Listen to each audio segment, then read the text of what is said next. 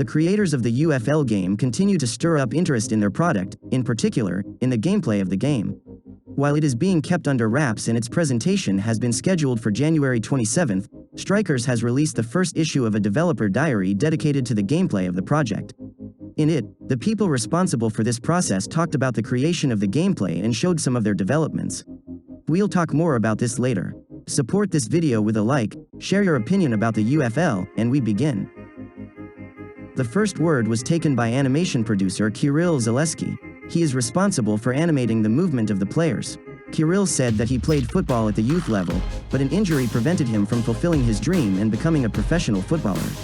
But he has not stopped devoting himself to the game that he loves so much and is now one of the creators of the UFL. Kirill once again emphasized that the game will use the Unreal Engine and his main task in creating gameplay is to make the players' movements on the field look realistic and bring the player a truly exciting experience. Matvey Filatov, motion capture artist, took the floor next. He said that he was a professional football player in the past and played a number of international matches for the youth teams of various clubs. His work includes the reproduction of the movements of the players on the field, capture and subsequent processing, during which Matvey helps to bring the movement of the players as close to reality as possible. Together with other employees, he selects the most successful moments, which later become the basis for the gameplay of the UFL. Matvey in his speech focuses on the fact that the workflow is arranged as carefully as possible, that developers can spend several hours on even the simplest movements. This will allow the creators of the game to avoid errors and bugs in the process of moving players during the game. Another diary interview from Denis Krumkachov, who is a game designer. He said that his team has been working on the gameplay aspects of the UFL for more than 3 years. Denis' task is to integrate and customize the animation. He added that thanks to his extensive experience in playing football simulations, he captured many of the nuances that he would like to change in other projects.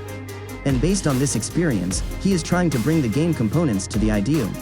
Even when work on a task is completed, the team gathers, reviews everything several times and again works on eliminating potential shortcomings. In the developer's diary, as well as in all previous promotional materials, company representatives make very correct speeches, as if trying to give the audience exactly what it has long dreamed of hearing. The main thing is that later it does not disperse from the truth in practice. A few gameplay shots from the screens of employees in the diary have also already flashed. Let's try to watch them again in slow motion. Here we see the reception of the ball, the process of dribbling and even striking. They look really good, but let's keep in mind that here they are cut off from everything else and do not even take place on the football field, so it is difficult to make a full impression of them.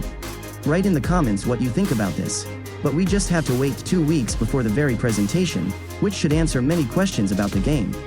Will Strikers' 3-year work really turn into a good project, or will they still not be able to resist the rich giants from Canada?